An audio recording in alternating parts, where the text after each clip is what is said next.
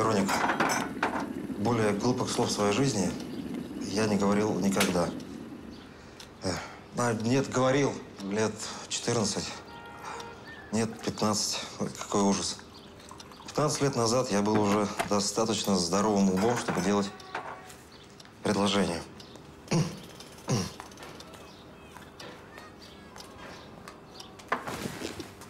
Я тебя люблю.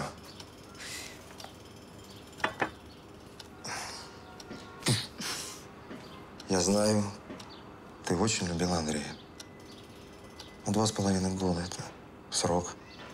Я уверен, он был сильным, умным, настоящим. Но его уже больше нет. А я рядом. Сейчас ничего не говори, окей? Вечером во Фламинго.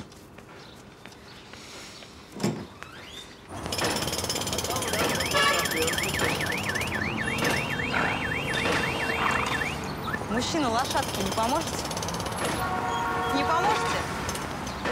А закурить у вас не найдется? Нет. Да чтоб ты провалился!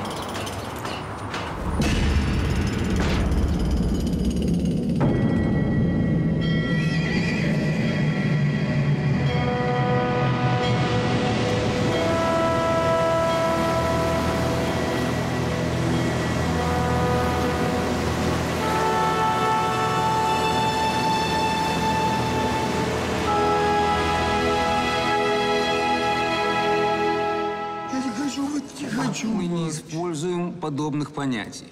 Существует сектор покоя и сектор раздумий. Я не хочу в сектор раздумий, я не хочу в ад. Господин адвокат. Я думаю, говорить о секторе раздумий сегодня не придется. Хотя последнее деяние моего подзащитного кажется совсем неприглядным. Отравить соседскую кошку.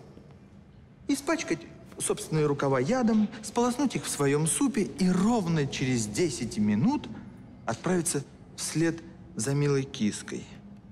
Казалось бы, справедливый суд совершился уже там, на земле, но... Как часто в своей земной жизни вы кипятили воду? Ну, разумеется, часто. Чай, суп. Для чего? Ну, затем, чтобы вода была безопасной. Так, значит, вы преднамеренно убили примерно 10 миллионов амеб, простейших животных, которые умели дышать, переваривать пищу, и уж наверняка сучили своими ложноножками в тот момент, когда их среда обитания превращалась в кипящий ад. Мы не используем понятие ад. Прошу прощения, Ваша честь. Прошу прощения. А скажите, пожалуйста, а на вашем счету сколько жертв? Ой, много. Но ведь это же таракан. Да. Таракан. Которого мы давим тапками, травим дихлофосом. Да. Это то существо, которое каждый из нас мог раздавить в последний миг своей жизни. Любой из нас. И получить билет в сектор раздумий? Господа присяжные заседатели, скажите мне, где заканчивается рефлекс, по которому мы можем прихлопнуть комара или муху, и начинается убийство? А я вам скажу, убийство начинается там, где есть душа. Протест. Нет души. Поясните, господин прокурор. По мнению подсудимого, который всю свою земную жизнь был убежденным атеистом, души нет. Ну я же не знал. Соответственно, убитая им кошка, как представитель класса млекопитающие, подкласса звери, инфракласса плацентарные, ничем не отличалась от него самого. Более того, подсудимый обращался к ней как к равному субъекту права. Внимание на экран.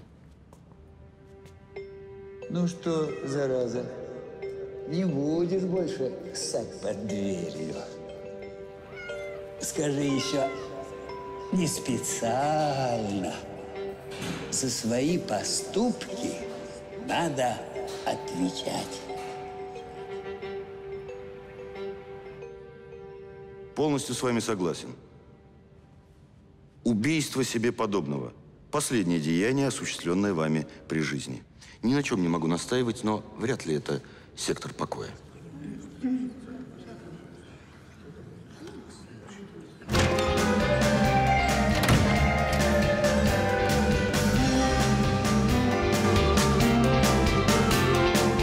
Рейс 1574, Москва, Магадан, приветствую. Лазарев Никита Михайлович. Преждевременная кончина в результате падения в отвратительный, вонючий, кишащий фекалиями канализационный люк. Приятного аппетита. Давай угадаю. Твой преподаватель химии, физики... Природоведение. Хорошо, продолжай дальше. Налоговый инспектор. Инспектор ГИБДД, который тебя... В папочку загляни.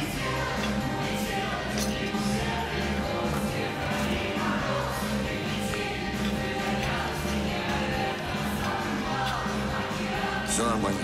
Вероника свободная женщина. К тому же вдова. Я с глубоким уважением отношусь к ее праву на сексуальную жизнь. Но то, что этот хорек угодил в люк через 5 минут после того, как сделал ей предложение и попал ко мне на участок, согласись, есть в этом какая-то красивая ирония. Да, красиво.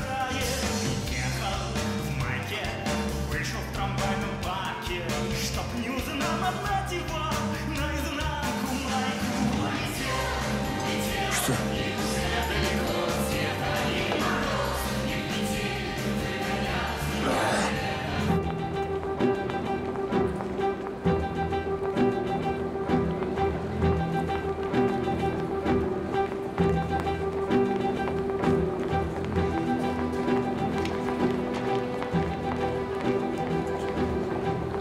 Давайте.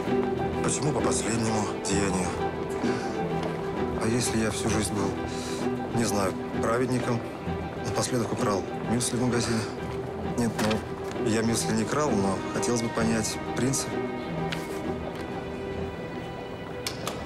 Смотрите. И вот возмездие, так ли, разберем. Он моего отца лишает жизни, а в наказании я убийцу шлю в небесный рай. Да это ведь награда, а не мщение. Назад мой меч, до более страшной встречи, когда он будет в гневе или пьян, в объятиях сна или нечистой неги, за картами с проклятием на устах. Чтоб он свалился в ад, ногами вверх, весь черный от пороков. Весь черный от пороков. Ну, как-то так. На самом деле, каждый поступок человека – это отражение его личности. От каждого, даже от самого маленького, как круги по воде, расходятся последствия. И каждый может стать последним. Да вы не волнуйтесь, у вас хорошие входные данные. И у вас замечательный адвокат.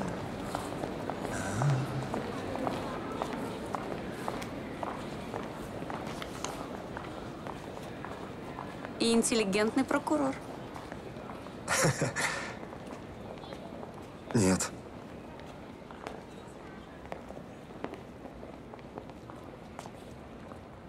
Да. Значит, вы утверждаете, что пришли к Веронике Митрович с чистым сердцем и серьезными намерениями. Да, ситуация патовая. А пусть он выйдет.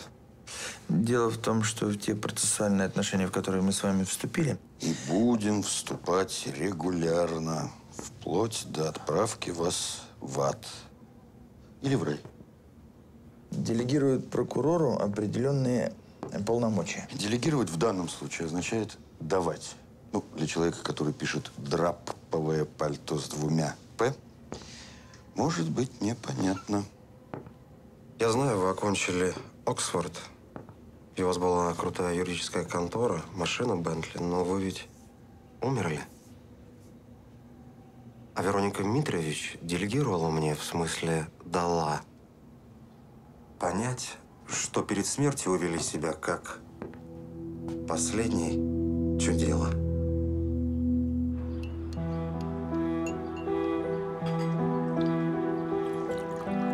Все, я пошел.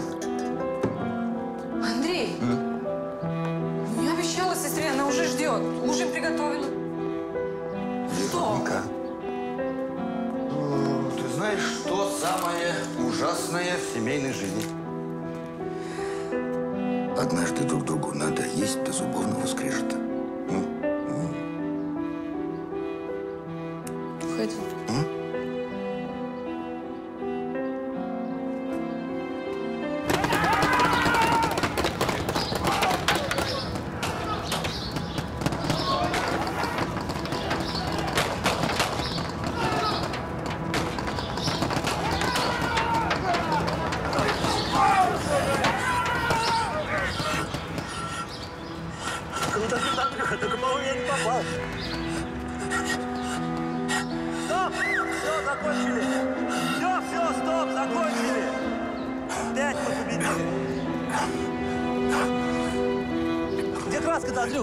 Вроде не попал в тебя. Это я попал. Андрюха, у тебя все нормально?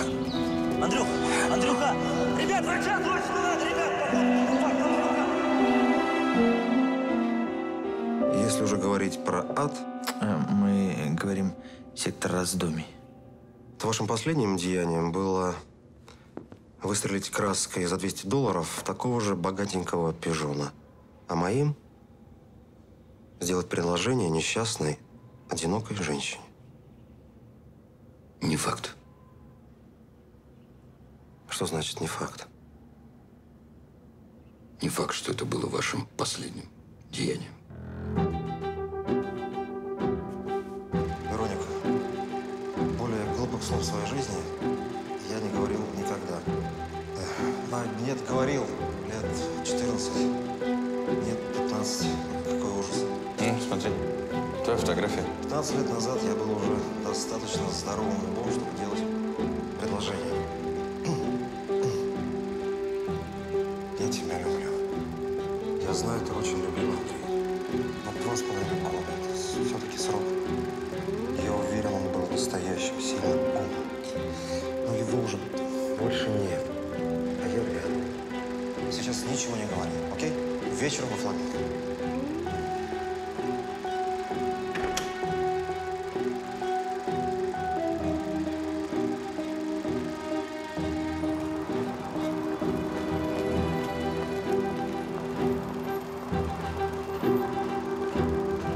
Лошадки не поможете? А закурить у вас не найдется? Нет. Вот, он солгал. Да что ты про... Он солгал, Венечка. У него были сигареты. А он сказал, что закурить не найдется. Это последнее деяние, которое совершил в жизни наш общий друг. Ну почему они все умирают, скажи? И Никита, и Андрей. Не говори глупости.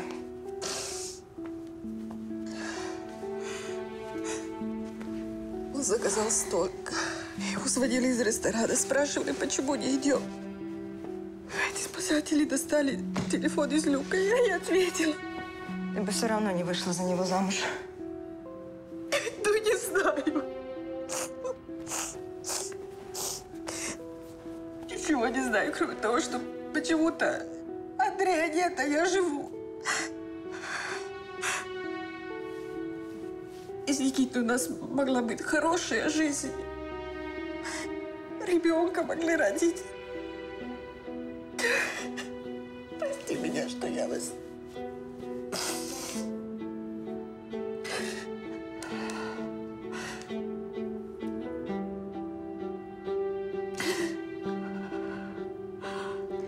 А представляешь, что там действительно что-то есть? И Андрей с Никитой встретились. Сидят сейчас где-то на берегу, пьют пиво. Представляешь?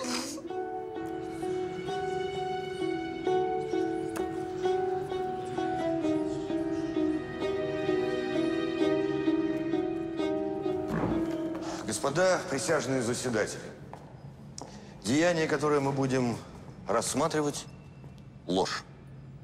Ну, подумаешь, соврал, скажете вы. Ведь не убил же, не ограбил, не предал. Но давайте послушаем, что говорят о лжи знатоки и эксперты в этой области. Чем грандиознее солжешь, тем скорее тебе поверят. Тем скорее поверят. Надежными же людьми могут называться те, кто умеют скрывать свои дела и мысли. Автор первой цитаты – Адольф Гитлер, автор второй – Иуда Искариот. И я докажу, что нет ничего опаснее лжи, корня всех в мире предательств и убийств.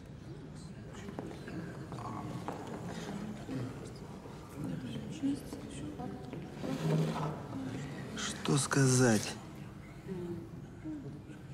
Что сказать после этих страшных слов? Корень всех зол – ложь. Кто более достоин сектора раздумий, как не партизан, который нагло лжет фашистам, что наши во враге, хотя они в курятнике? А может быть, врач, который обмешурил ребенка и сказал, что зубы сверлить совсем не больно?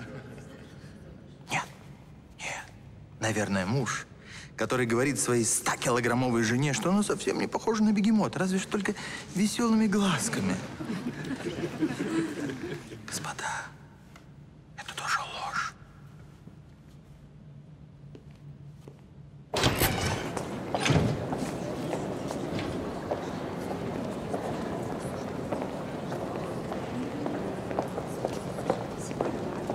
То есть ты серьезно решил его защищать? Готовился, шуточек накропал? Ну а как иначе? Как иначе? Тебе, может быть, знакомы такие словосочетания? Не слишком стараться. Не рвать жопу на фашистский крест. Он мой подзащитный. Что? То, что я тебя уделаю, ты даже не сомневайся. Но друг, человек, которого я считал другом, знаешь что, Винчика, ты, конечно...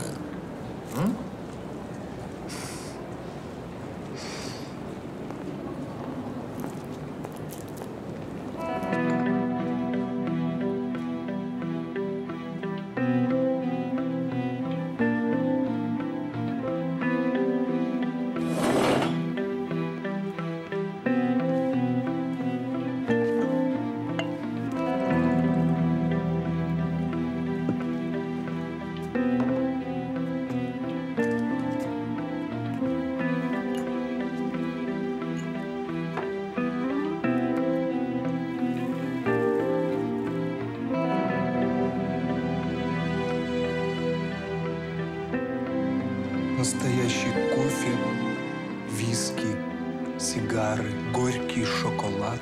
Разговаривайте с прокурором первой ступени. Это Это то, что давало нам наслаждение там, на земле. А здесь осталось лишь вспоминать. Так, братишка?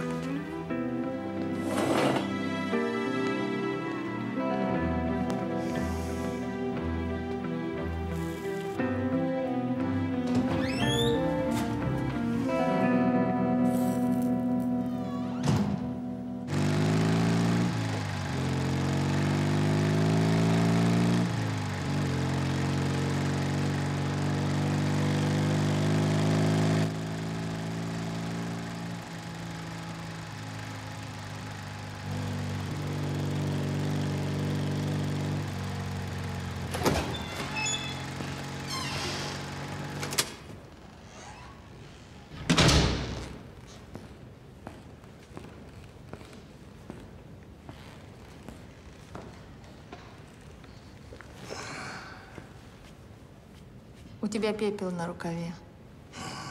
На рукаве драпового пальто. Что случилось? Я по работе.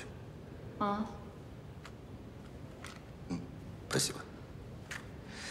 Надо посмотреть сны одного красавца. Имя, фамилия, дата смерти. Лазарев Никита Михайлович.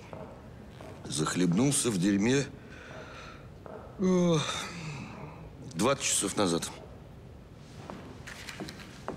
Лазарев в дерьме. Андрюш, ты один из немногих, который понимает важность и значение снов.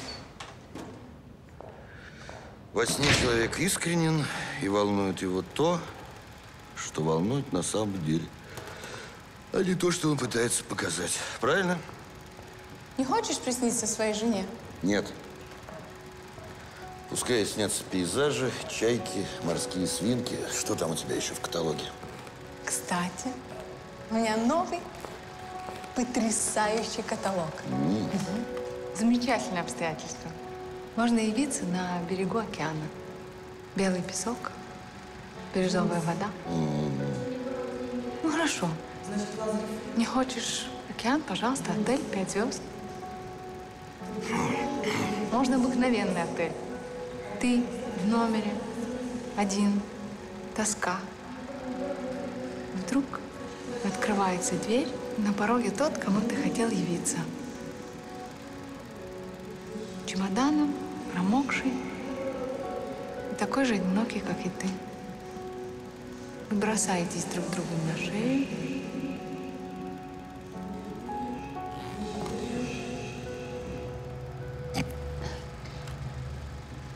Я видел, как он блестел с учительского стола. Повторяющийся навязчивый сон. Оболгал мальчика.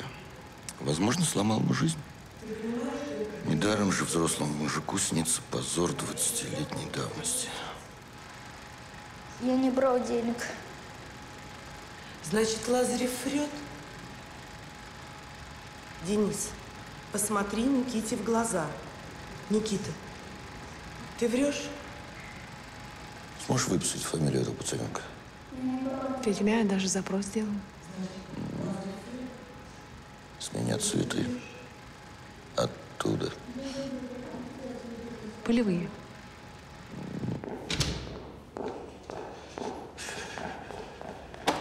Андрей! Андрей! Рыбаков Денис Валерьевич. Погиб год назад, несчастный случай. Ни семьи, ни детей, всю жизнь прожил один. Распределен в сектор раздумий.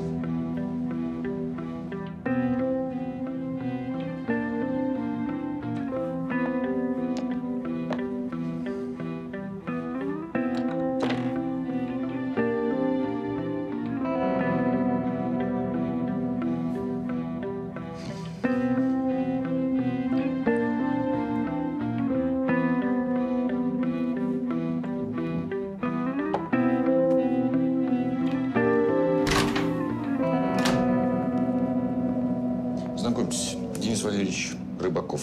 Ваш одноклассник. Здорово, Денис. Поздравляю с прибытием. Как-то ты недолго прошу. Ну, я вижу, у вас теплые дружеские отношения. Не связано ли это с тем давним школьным конфликтом, когда Никита Михайлович походя оболгал Дениса Валерьевича? Денис Валерьевич на долгие годы стал изгоем. Не смог жениться, завести детей. Ну, погодите. Да, я виноват. Но это была детская шалость. Хотелось почувствовать себя разведчиком. Первым догадаться, кто украл деньги. Ну, разведчика из вас не получилось. А вот лгуном, доносчиком и просто гадом вы, Никита Михайлович, видимо, были с раннего детства. Денис Валерьевич, настал час возмездия. Возмездие?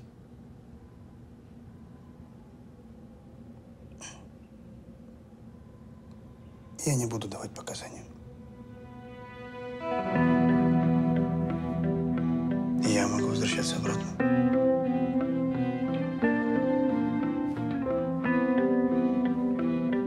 Да, конечно.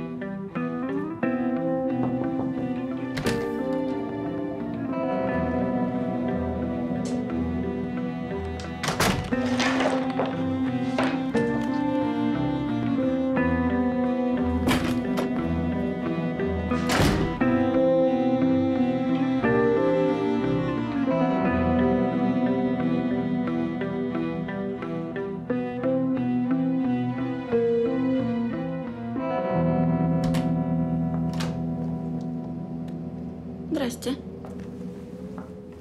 Я принесла вашу анкету. Вы у меня тут забыли подписать. Так, вот тут.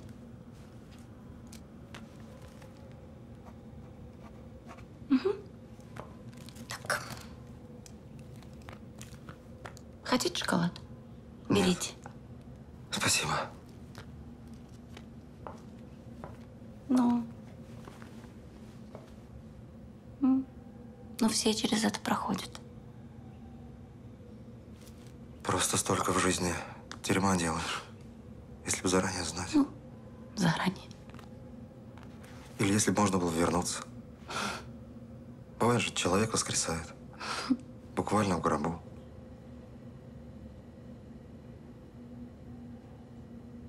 Просто столько дел осталось ненаделанных. Столько людей обидел. Не попросил прощения. У всех дела остались. Матери умирают, дети одни остаются. Дети от родителей уходят. Не знаю, это редчайший случай, что присяжные вынесли вердикт вернуться. Нужно какие-то, я не знаю, уникальные обстоятельства.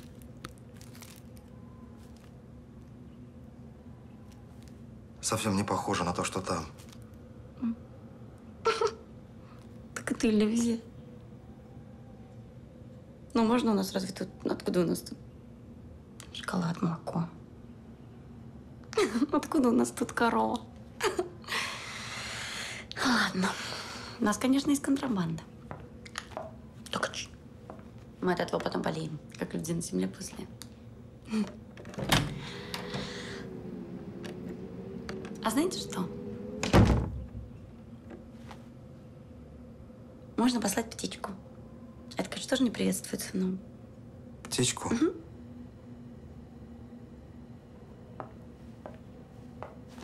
Ну, исправить уже, конечно, ничего не получится, но можно послать весточку какому-то одному, самому дорогому, любимому человеку. Слышали когда-нибудь? Птичка стучит в окошко, значит, душа где-то рядом. Вот. Ваша душа может по образе птички прилететь кому-то, сказать последнее. Прости. В образе ласточки. Ну или воробушка.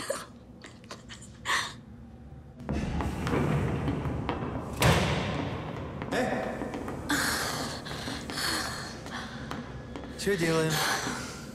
Гуляем. Птичку идем пускать. Угу. Он живой человек, имеет право на птичку. Птичка незаконна. Не знаю, все выпускают.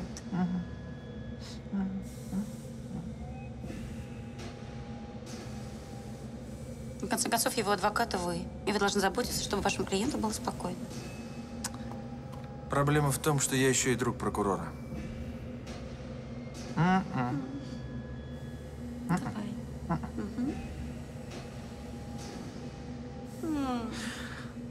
Ну ладно.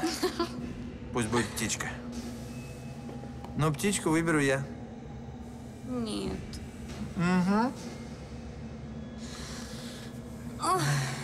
И он очень любил это место. Мы бы хотели поминки провести здесь. Все будет на высшем уровне. Любые блюда национальных кухонь. Траурная или же, напротив, веселая музыка, напоминающая нам о покойном. И, конечно же, возможность скорбеть с 16:00 и до последнего гостя.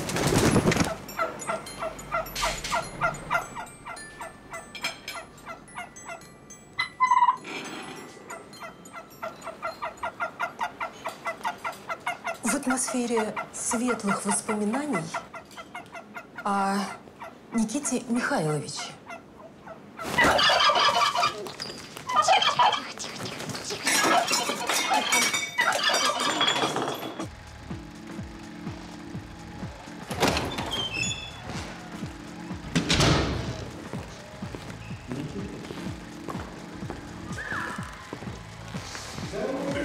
Вот сейчас тебе понравится. Это биография Рыбакова Дениса Валерьевича, кадры которой мы можем использовать помимо его желания.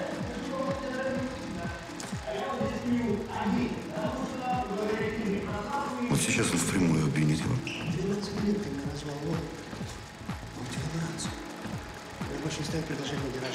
А через минуту, в надежде догнать твоего подзащитного, он поравняется с рекламным щитом, и его насмерть собьет машина.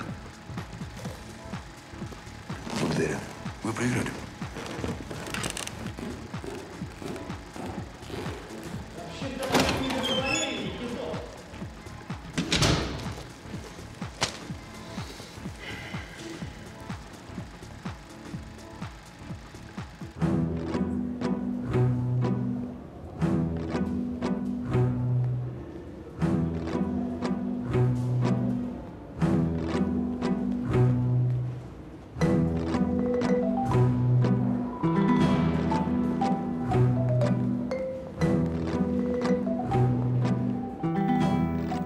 Интересно, зачем вам на землю? Работа. Нормальные, что там, великие адвокаты отправляются на землю в одном случае из 10. Им почему-то хватает воспоминаний.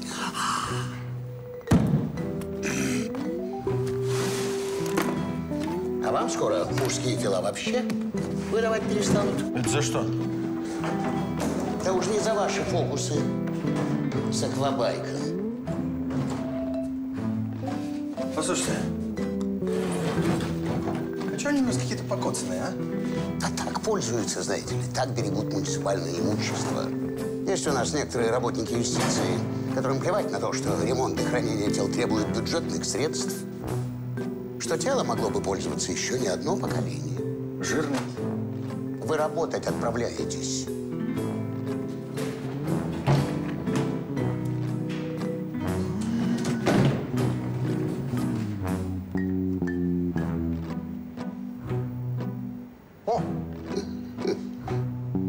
Как угодно.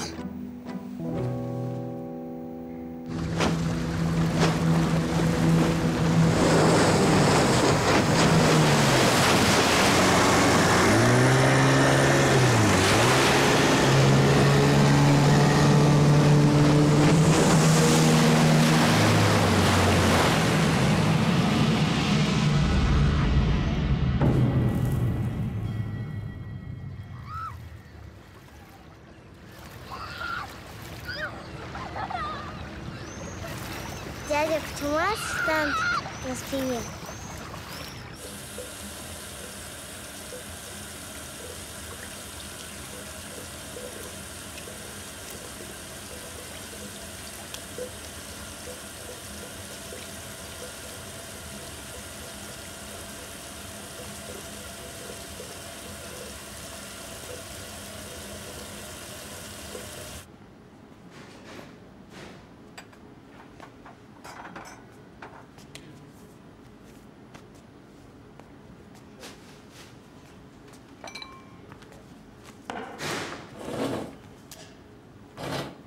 Дайкири со льдом.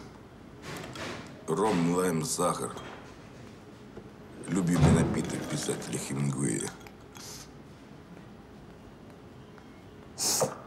Книжки любим. А вы посидели бы с моё в инвалидном кресле. Просто у меня сейчас новое тело. Да что же это такое? Что вы надо мной все издеваетесь? Татьяна. Танечка, я не хотел вас обидеть. Вы меня не обидели. Просто что вы со мной тут флиртуете? Чего глаза-то мне строите? От меня вот куры шарахаются. Почему? А вы что, вот этого вот не заметили?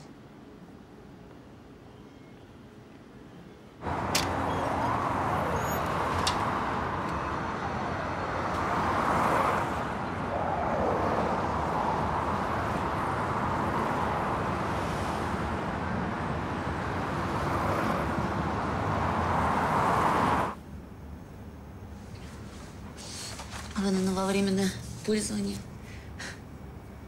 приватизации не подлежит. Смешной ты парень, Хемингуэй.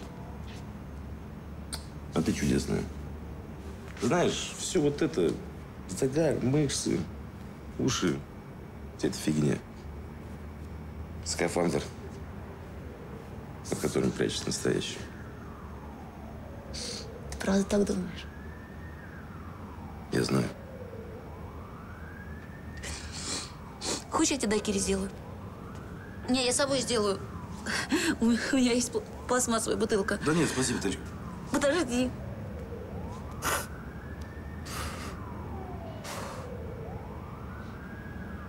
Я знаю, что ты больше не вернешься. Просто мне очень-очень бы хотелось бы сделать для тебя что-то хорошее на прощание. Я приходил не с дайкири. Год назад у вашего ресторана погиб человек. Это тот, которого сбила машина? Вот тот паренек, за которым он бежал. Каким он был? Добрым, виноватым, расстроенным.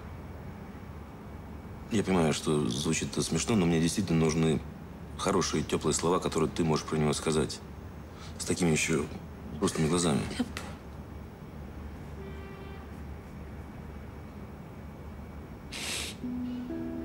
Помню. Это тот, который, получается, спас девушку. Какую девушку? Который стоял на остановке. Ровно на том месте, куда влетела машина. Мы тогда с девочками вышли покурить, еще смеялись, да?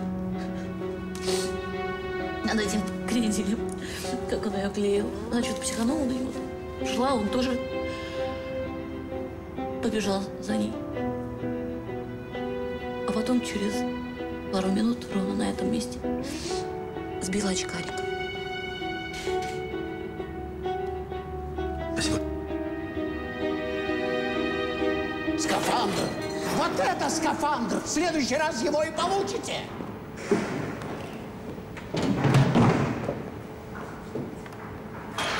Взяли лучшее тело! Да еще спину поцарапали!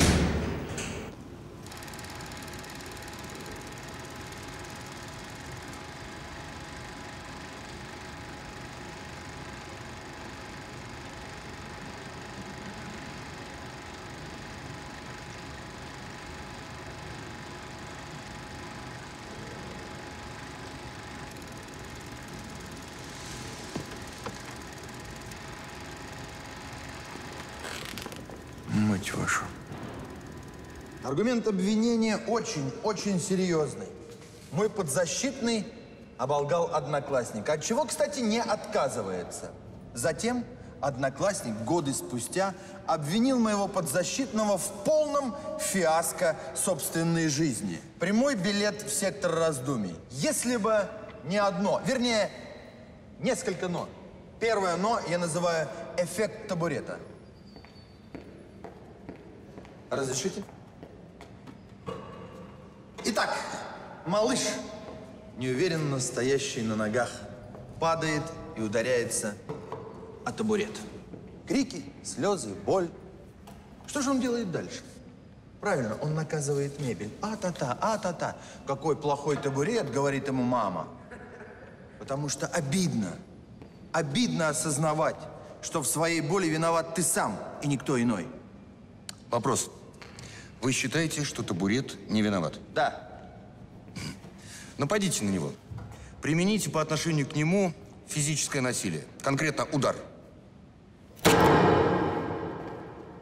Больно. Но ведь это вы ударили его? Или рассмотрим эту историю как взаимное нападение?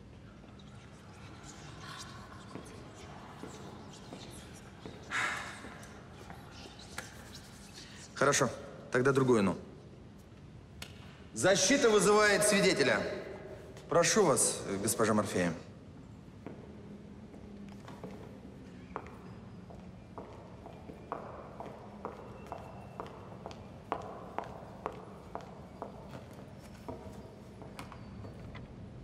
Защита затребовала свидетельские показания ныне живущего, реализованные через сон. Ныне живущий свидетель, именуемый здесь и ниже просто свидетель, будет приглашен в зал суда в момент своего земного сна, допрошен, воспринимая происходящее как жанровый сон, и лишен воспоминаний о допросе-сне в момент своего земного пробуждения. Земное пробуждение свидетеля состоится через 10 минут согласно сигналу будильника, заведенного для мытья головы. Вероника Митрович, прошу.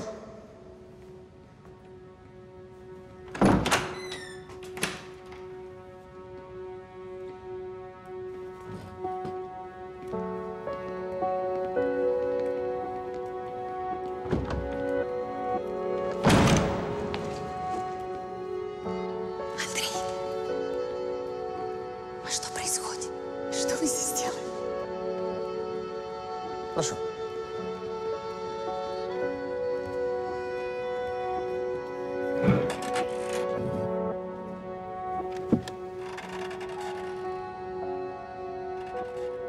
Вероника, вы вызваны для дачи показаний в защиту Лазарева Никиты Михайловича. Привет. То есть, здравствуйте. 14 мая, год тому назад, вы познакомились с подсудимым. Да. Скажите, при каких обстоятельствах? Я стояла на улице, искала телефон мобильным. Было очень поздно. Я ездила к Даниэлу, они с мужем пригласили меня на ужин. Подошел Никита и... Андрей, тебя не было уже 1,5 года.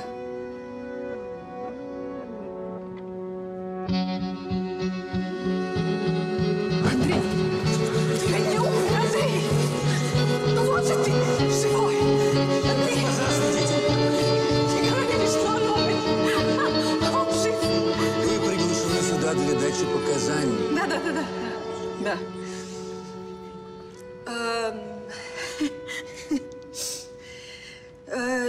Я пошла с остановки. Никита Михайлович пошел за мной. Спустя где-то квартал мы поругались. А теперь внимание на экран.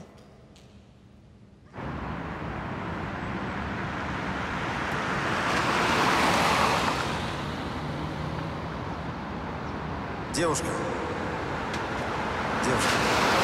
Кого-то ждете? Шел ли ты домой? Девушка. Девушка. Никитос!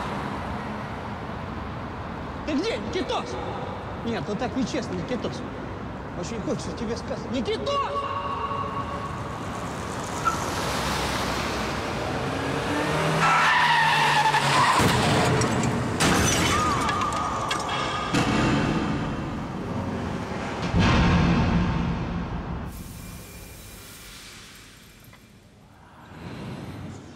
Допрос свидетеля окончен.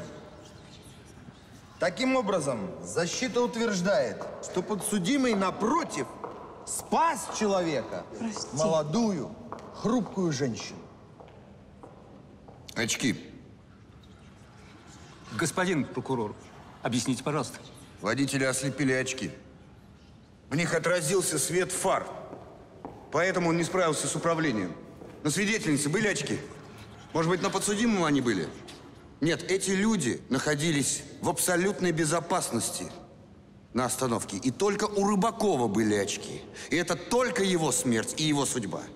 Так какого же черта? Мы не употребляем здесь понятие... гребаного черта защита утверждает, что этот человек кого-то спас?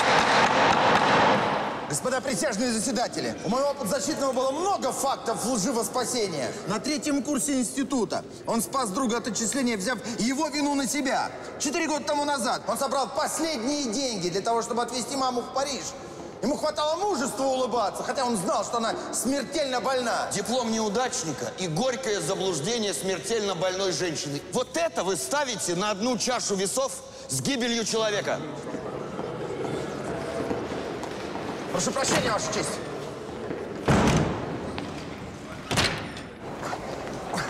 Андрюха, постой. Постой, Андрюха, постой. Постой, я ее вызвал, да? Только для того, чтобы сказать, что она любит тебя, понимаешь? Любит. Вы — это вы. Вашу историю никто не перепишет. Но ты умер, Андрюша, умер. Мы умерли. Не надо мстить, по сути дела, хорошему человеку только за то, что ты до сих пор тоскуешь по своей жене. А я никому не мщу. Много чести. Мы с Вероникой любили друг друга. Мы были созданы друг для друга. Я знаю, она будет любить меня до конца жизни. А он никто. Ноль. Понимаешь? Понимаю. А вот очки. Факт. Господа, позвольте напомнить. Завтра похороны. Мы по-любому должны закончить.